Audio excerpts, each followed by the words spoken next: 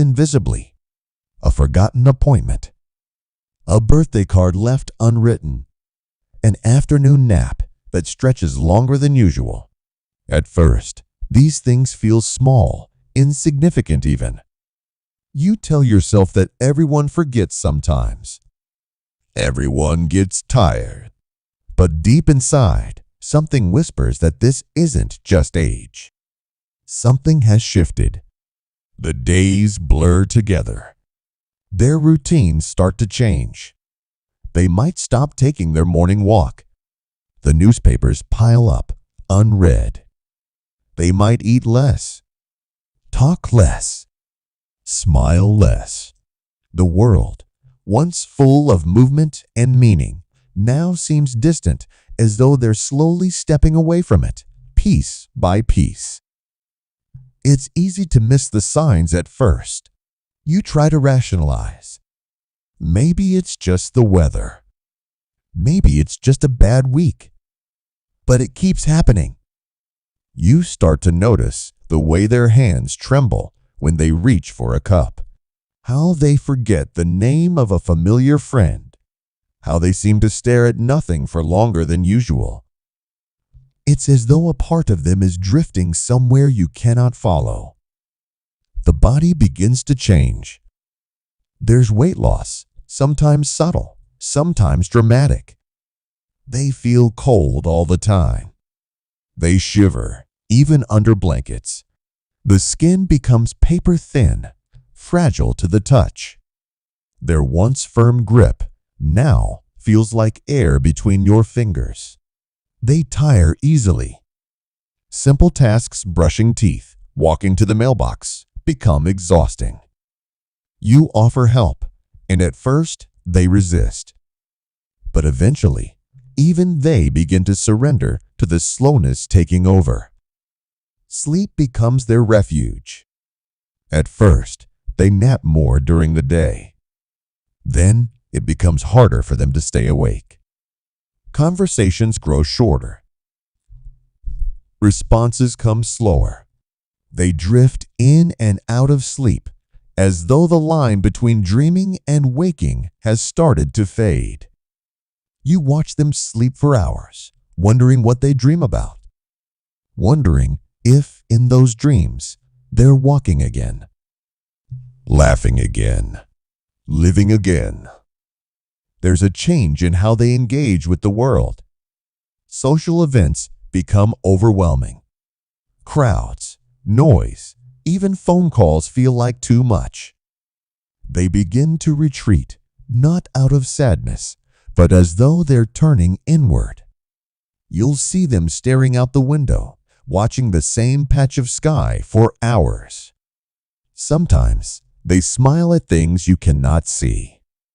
Sometimes they speak to people who aren't there. And instead of being afraid, you begin to wonder, what if those aren't hallucinations, but reunions? What if the veil between here and what comes next is thinning? They may begin to talk about going home. Not your home. A different one. They might say things like, "I think it's time," or "I'm tired." These words are not to be feared. They are not giving up. They are preparing. There is a knowing that arrives near the end, a quiet understanding that their time here is finishing. And if you listen closely, you'll hear it not in what they say, but in what they no longer need to say.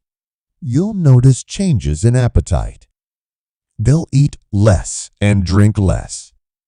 This is not suffering. It's the body's way of slowly shutting down. Digestion becomes less important when life is winding down. You may try to encourage them to eat, to sip water. And sometimes they will, but often they won't. And that's okay. The body knows what it's doing. In the final year of life, the heart begins to speak louder than the body. Regrets may surface. Old stories resurface. Tears might flow without warning. You might hear apologies, long-held confessions, or declarations of love. These moments are gold. They are life's way of wrapping things up. Don't rush them. Don't correct them. Just listen. Let them say what they need to say, even if it makes no sense to you. Sometimes, healing happens in ways you never expected. A sibling who hasn't visited in years finally comes. A rift mended. A hug given. A smile shared. It's as though time knows it's short and makes room for grace. Other times, you don't get the closure you hoped for. And that, too, is part of the journey. Not every story ends perfectly, but every story ends with truth. The bathroom becomes a dangerous place. Falls become common. They may need help walking, bathing, dressing. Dignity feels fragile. You may see them struggle with the loss of independence. But there's a quiet courage in the way they allow themselves to be cared for, to be vulnerable, to trust someone with their most basic needs. If you are a caregiver, you may find yourself exhausted, emotionally, physically, spiritually. Watching someone you love fade is not a task, it's a sacred act. A quiet, daily sacrifice. And if no one has told you lately, you're doing something incredibly brave. You are holding space for a soul in transition. That is holy work. As the months pass, time seems to stretch. Some days feel endless, and others slip away like sand. You'll find yourself clinging to tiny moments of smile, a shared story, the feel of their hand in yours. You'll memorize the sound of their voice, the shape of their laugh, because deep down, you know that one day those sounds will become echoes. And then the signs grow clearer. Their breathing changes. It becomes shallower, irregular, sometimes fast, sometimes so slow you wonder if it stopped. Their hands and feet grow cooler. Their skin changes color. They might become confused, disoriented. There will be moments of clarity, what some call a rally, where they seem suddenly better. They might talk, eat, even smile again. You'll think maybe they're turning a corner. But often, this is just the body's final burst of energy before the end. When the time comes, it will come quietly. There may be no warning, or there may be days of slow decline.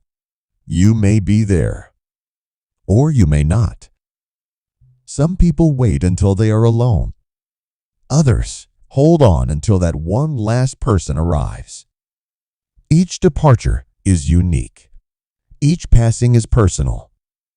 When they take their final breath, you will know. The air in the room will change. The world will pause. There will be no music, no lights, just silence. And in that silence, you will feel something shift, something ancient, something eternal. And in the days that follow, grief will move in like a shadow, heavy, familiar. It will sit with you when the house is too quiet. It will visit you when you see their favorite chair, hear their favorite song. Grief is not the enemy, it is love's echo.